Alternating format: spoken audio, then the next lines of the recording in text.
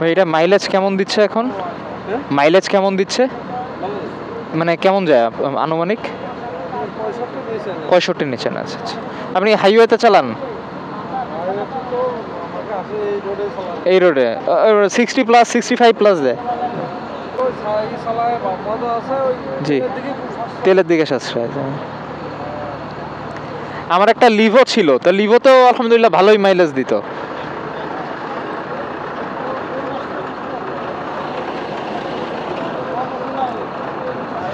নতুন অবস্থায় তো মনে হয় আর একটু বেশি যাইতো না ভাই? 70 যাইতো, হ্যাঁ। আসসালামু আলাইকুম, this is your brother Sajid Rahman.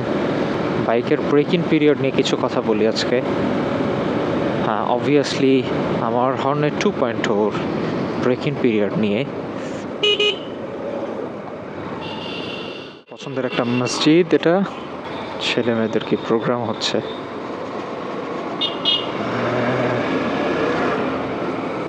এই জায়গাগুলোতে আমার হর্নেটের প্রতি আসলেই ভালোবাসা তৈরি হয়। ছোটবেলায় মেলায় চটপটি বিক্রি করতে আসতো, মফস্বলের বা গ্রামের যে মেলাগুলো হয়, তো সেই মেলাতে চটপটি বিক্রেতাদের যেই ছোট ছোট কার্ট থাকতো, যেই ছোট ছোট গাড়ি থাকতো, সেই গাড়িগুলোতে অনেক ধরনের প্রচারণামূলক কিছু বাক্য লেখা থাকতো। তার মধ্যে অতি পরিচিত একটা বাক্য হলো সত্যি দারুণ। তো আমি হর্নেট 2 এর ব্যাপারে কথা বলতে গিয়ে এই কথাটা আমার বারবারই মুখে চলে আসে, এবং ততবারই আমার সেই ছোটবেলার মেলার কথা মনে হয়। আমি চাচ্ছি একটু এই বাইকটাকে ওভারটেক করতে। হ্যাঁ, আমি এখানেই থাকি। I am good at here. Hornet 2 has fantastic cornering ability, যেটা আপনাকে মুগ্ধ করতে বাধ্য। My goodness.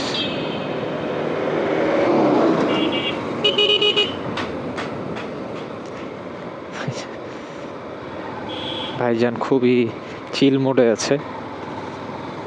পা দুইটা মাশাআল্লাহ খুব সুন্দর জায়গায় উনি রাখছেন, প্লাস এক হাত দিয়ে ড্রাইভ করছে।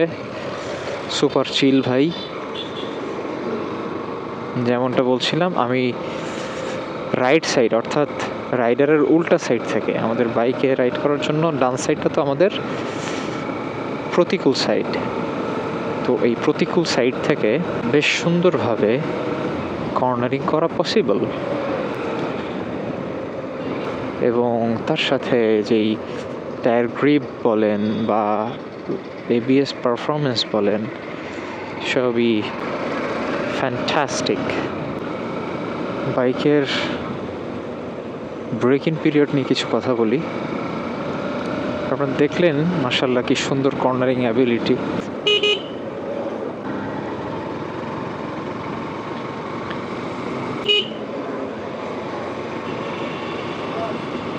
কর্নারিংগুলো করে নেই।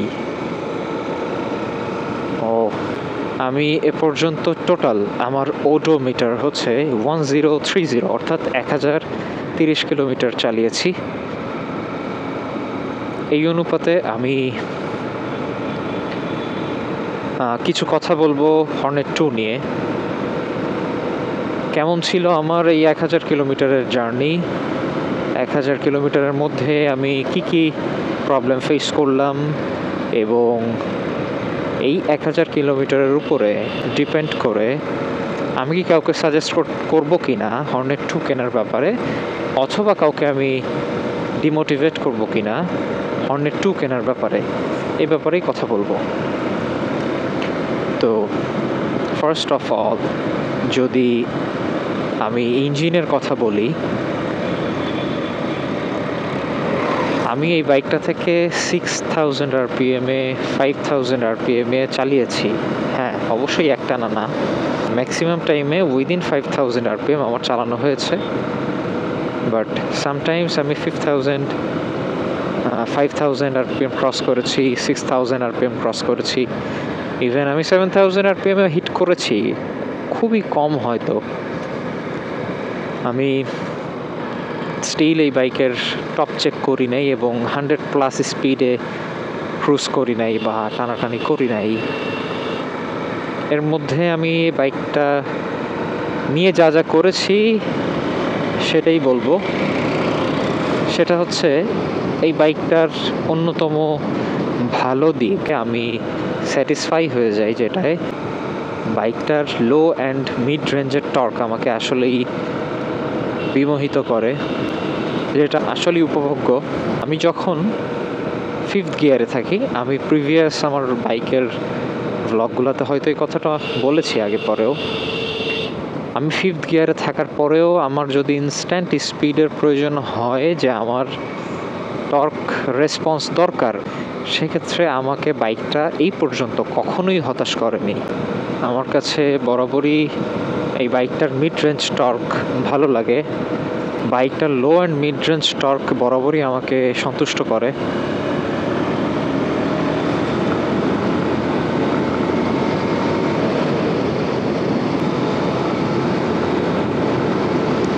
সব থেকে মজা পাই হচ্ছে ওভারটেক করে।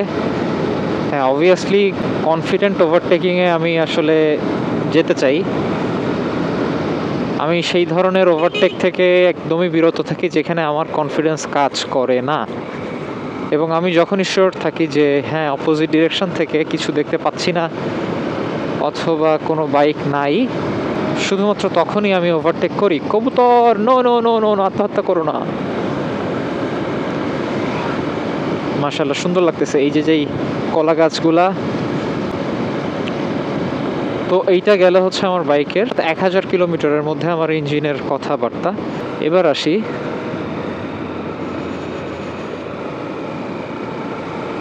ব্রেকিং নিয়ে। অবশ্যই ব্রেকিং পিরিয়ড শুধুমাত্র ইঞ্জিনের ক্ষেত্রে সীমাবদ্ধ থাকে না। এখানে ব্রেকের ব্যাপার থাকে, টায়ার্সের ব্যাপার থাকে, এবং ইচ অ্যান্ড এভরি সিঙ্গেল প্রত্যেকটা পার্টের ব্রেকিং পিরিয়ড থাকে। আমি যদি বলি আমার ব্রেক পারফরমেন্সের কথা, শুরু থেকে আমার বাইক কেনা থেকে আমার ফ্রন্টের যে ব্রেক আছে, অর্থাৎ সিঙ্গেল চ্যানেল ABS, এই ব্রেকটা কেনার পর থেকে হয়তো একটা মডারেট অবস্থায় রাখা ছিল, অর্থাৎ খুব বেশি হার্ড ছিল না। কম্পেয়ার টু FZS ভার্সন 3, আমি FZS ভার্সন 3টা যখন চালাই, আমি ব্রেকে খুব বেশি কনফিডেন্স পাই। এখন অনেকে বলবেন যে ভাই, ওই বাইক তো কচ্ছপ গতির বাইকে তো স্পিডই নাই, আপনি তো কনফিডেন্স পাবেনই। আমি এখনও বলবো, being a user of Hornet 2.0, still আমি ফার্স্টে FZS ভার্সন 2 এবং সেকেন্ড FZS ভার্সন 3-র একটা টপ ফ্যান বলতে পারেন। ভার্সন 1 ছিল একটা অন্য লেভেলের, মানে অ্যামেজিং একটা বাইক। FI আসার পরে, যেহেতু এই দুইটা বাইক আমাদের বাংলাদেশে বহুল প্রচলিত এবং একটা বিশাল জনগোষ্ঠী ইউজ করছে এবং করে, সেজন্য এই দুটোর কথা বললাম। যে FZS ভার্সন 3-র কথা যদি আমি বলি, FZS version 3 has super balancing capability, handling capability. FZS version 2 এবং ভার্সন 3 দুটো বাইকেরই হ্যান্ডলিংয়ে আমি পার্সোনালি যে পরিমাণ কনফিডেন্স পাই, অন্যান্য আমি যে কটা বাইক চালিয়েছি কোনো বাইকেই আমি সেই কনফিডেন্সটা পাই না। তার মানে এই না যে এই দুটো বাইকই সেরা, আমি বলছি হ্যান্ডলিংয়ের কথা এবং ব্যালেন্স এবং কমফোর্টের কথা। আমি যদি হ্যান্ডলিংয়ের কথা বলি, ব্যাক টু হর্নেট 2.0, খুব সুন্দর দারুণ হ্যান্ডলিং হচ্ছে হর্নেট 2.0-তে। বাট যখন আমি কম্প্যারিজনে যাব, আমি হয়তো বাইকটার সাথে এখন ইউজ টু, বাট তারপর আমি বলবো যে FZS ভার্সন 3 এবং FZS ভার্সন 2-তে বেটার হ্যান্ডলিং ক্যাপাবিলিটি আছে। এখন এটা হতে পারে আমার পার্সোনাল চয়েস। ব্রেকিংয়ের কথা যেটা বলছিলাম, যে আমার ফ্রন্ট ব্রেকটা খুব সম্ভবত একটা মডারেট এরিয়ায় ফিক্স করা ছিল, যার জন্য আমার একটু বেশি প্রেস করতে হতো আমার যে ব্রেক লিভার আছে সেটাই। হ্যাঁ, ব্রেক রেসপন্স খুবই দারুণ, এবং আলহামদুলিল্লাহ অনেক এমার্জেন্সি ব্রেকেও আমাকে ভালো কনফিডেন্স দিয়েছে এবং হতাশ করেনি। আমি অনেক আতঙ্কিত হওয়া সিচুয়েশন থেকে আলহামদুলিল্লাহ আমাকে ব্রেকটা ভালো মাপের কনফিডেন্স দিয়েছে।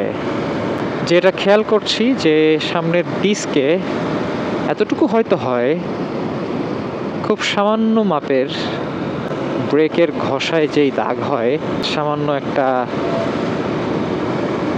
রাউন্ড দাগ পড়ে গিয়েছে। এটা হয়তো হবে নতুন ব্রেক যখন রিভিল হবে বা ব্রেকটা যখন ইউজ হবে, তখন এতটুকু দাগ হয়তো মেনে নেওয়া যায়। এবার আমি যদি পেছনের ব্রেকের কথা বলি, আমি বারবার মনে করিয়ে দিতে চাই আমি অবশ্যই 1000 কিলোমিটার এক্সপিরিয়েন্স থেকে বলছি, এবং এই 1000 কিলোমিটার এর মধ্যে আমার বাইক কেমন ইঞ্জিন পারফরমেন্স দিল, আমার বাইক কেমন ব্রেক পারফরমেন্স দিল, এবং আমার বাইকের যে আদার্স স্পেয়ার পার্টস আছে এগুলোতে আমি কেমন সার্ভিস পেলাম। যেহেতু একদম নতুন একটা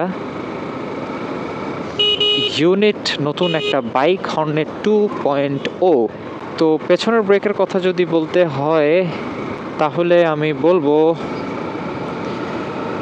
পেছনের ব্রেকটা disc brake obviously, but problem is that যে আমরা যারা, যেমন আমি, ফ্রন্ট ব্রেক থেকে পেছনের ব্রেকে একটু প্রেশার আমার বেশি দেওয়া হয়ে যায়, কেন আমি তা জানি না। অনেকেই দেখি সামনের ব্রেক 60 এবং পেছনের ব্রেক 40 এই রেশিও অনুপাতে ব্রেকিং করে, বাট আমার ক্ষেত্রে আমি যদি বলি তাহলে আমার উল্টাটা হয়, হয়তো 50-50 হবে, অথবা 60 আমার রেয়ার ব্রেকে প্রেস করা হবে এবং 40 হচ্ছে আমার ফ্রন্ট ব্রেকে প্রেস করা হবে। তো এই কথা বললে পেছনের ব্রেকটা আমার কাছে বেশি হার্ড মনে হয়েছে। আমি জানি না, হয়তো হার্ড করা, বাট পেছনের চাকা কিন্তু স্কিড করে। আপনি অবশ্যই ফিল করবেন যখন আপনি হাই স্পিডে ব্রেক করবেন, আপনি এমার্জেন্সি সিচুয়েশনে ব্রেক করবেন, এবং আপনি রেয়ার ব্রেকে যখন প্রেস করবেন একটু হার্ডলি, তখন আপনি এই জিনিসটা ফেস করবেন অবভিয়াসলি। এরপরে আসে হচ্ছে টায়ার্স। আপনারা জানেন যে হর্নেট 2.0 সামনে 110 অর্থাৎ 110 সেকশনের টায়ার ইউজ করা হয়েছে এবং পেছনে 140/70 সেকশনের টায়ার ইউজ করা হয়েছে। আমি টায়ারের এক্সপিরিয়েন্স নিয়ে এক কথায় বলতে চাই, মাইন্ড ব্লোয়িং। আমার টায়ারের গ্রিপ, রোডের সাথে যে ট্রাকশন ক্যাপাসিটি এবং রেডিয়াল টায়ার হওয়া সত্ত্বে আমি যেই সুবিধাগুলো পেয়েছি টায়ার থেকে, এক কথায় অসাধারণ, যেটা নিয়ে আমার নো মোর কমপ্লেইনস। তারপরে চলে আসি বাইকের যেই আদার্স ম্যাটেরিয়ালস আছে, অর্থাৎ একদম সামনে থেকে শেষ পর্যন্ত যে পার্টসগুলো আছে এইগুলো কতটুকু ডিউরেবল বা কতটুকু ভালনারেবল, সেটা নিয়ে আমার কি কি চেঞ্জ করা লাগলো, আমি আফটার মার্কেট কি কি লাগাইলাম। তো আমি যদি এই ব্যাপারগুলো নিয়ে বলি তাহলে প্রথমত আমি আফটার মার্কেট যেই জিনিসগুলো লাগিয়েছি তার মধ্যে এখনো পর্যন্ত প্রথম এবং শেষ হচ্ছে একটা বাজারের হুক লাগিয়েছি। এই জিনিসটা আমার লাগানোর মেইন রিজনই হচ্ছে ছোট্ট একটা ডিস্ক লক আছে, সেই ডিস্ক লকটাকে মাউন্ট করা। ডিস্ক লক যদি 1000 টাকা দাম হয়, আমার যেই হুক আছে হুকের দাম 300 টাকা।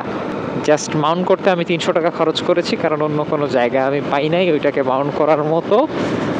হ্যাঁ, আপনারা অনেকেই বলবেন ফুটপেকে একটা জায়গা থাকে, আমি পারতপক্ষে এই জায়গাটা থেকে এড়াই চলতে চাই, কারণ ওই জায়গাটার যেই পেইন্ট আছে সেটা নষ্ট হয়ে যায় জাস্ট বিকজ তালা মাউন্ট করার কারণে। এবার আসি হচ্ছে যে আমার কি কি পার্টস এই পর্যন্ত চেঞ্জ করা লাগলো। আমি এখনো পর্যন্ত আমার বাইকের একমাত্র ইঞ্জিন অয়েল ছাড়া কিছুই চেঞ্জ করিনি, এবং আমি আশাবাদী আগামী 3-4 হাজার কিলোমিটারের মধ্যে আমার কিছুই চেঞ্জ করতে হবে না এক্সেপ্ট ইঞ্জিন অয়েল।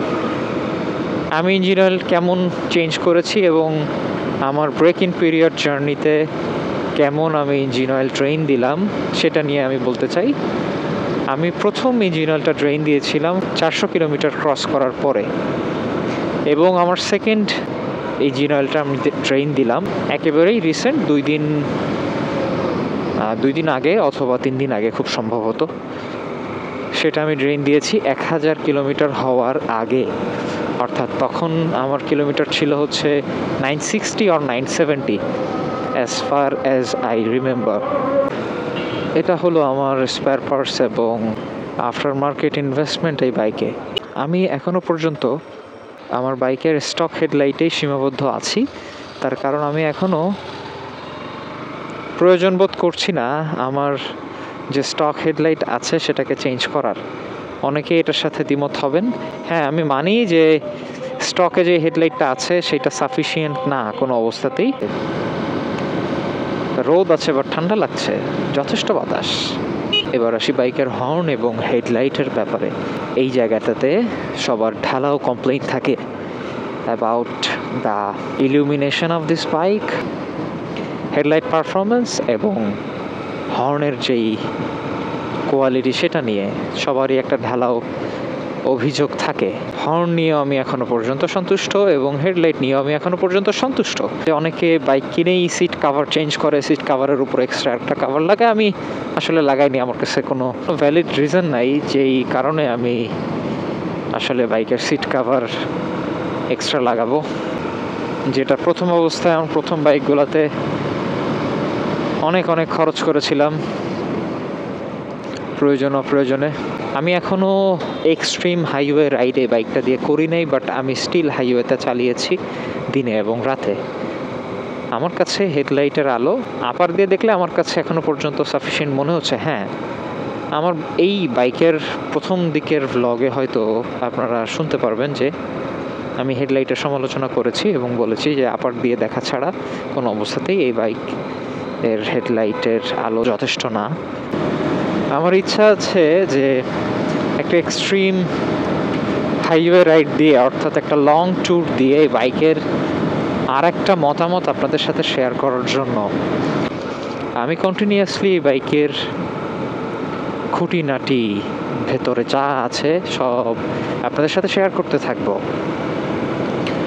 আমি যখন যা ফেস করি, আমি যদি কিছু মিস করে থাকি বা আপনাদের যদি throughout my 1000 kilometre ride এক্সপিরিয়েন্সে জানার কিছু থাকে, আপনারা প্লিজ কমেন্টে জানাতে পারেন। আমি এখনও পর্যন্ত প্রত্যেকটা কমেন্টের রিপ্লাই দেওয়ার চেষ্টা করি। আপনারা কমেন্ট করুন, আমি কমেন্টের রিপ্লাই ইনশাআল্লাহ দিব। তো এই ছিল আমার 1000 কিলোমিটার বাইক জার্নিতে ব্রেক ইন পিরিয়ডে আমি কী ফেস করলাম এবং 1000 কিলোমিটার এই জার্নি আমার কেমন ছিল। এবার যদি আমি মাইলেজের কথা আসি, সত্যি কথা বলতে আমার মাইলেজ আসলে অ্যাকুরেটলি এভাবে মাপা হয় না, তবে আমি এবার যে মিটার ফুল করেছি ট্যাঙ্কটা জাস্ট মাইলেজ ক্যালকুলেট করার জন্য যে কতটুকু যাচ্ছে আমার মাইলেজ। তো মাশাআল্লাহ, গ্রাম বাংলার প্রকৃতি, মাশাআল্লাহ, such a beauty। তো যেমনটা বলছিলাম মাইলেজের কথা, যে আমি টেস্ট করে অ্যাকুরেট আপনাদের বলতে পারবো। ফুল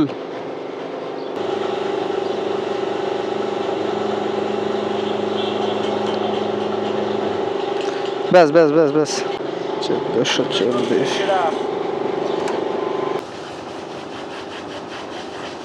জিরো।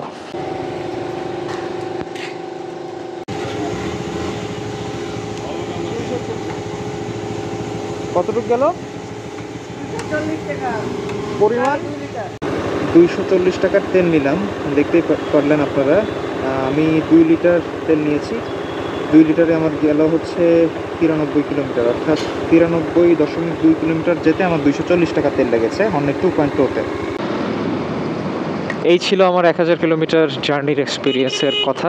আপনাদের কারো দ্বিমত থাকলে অবশ্যই মোস্ট ওয়েলকাম, কমেন্ট সেকশন আপনাদের জন্য খোলা আছে। দেখা হচ্ছে ইনশাআল্লাহ নেক্সট ভিডিওতে।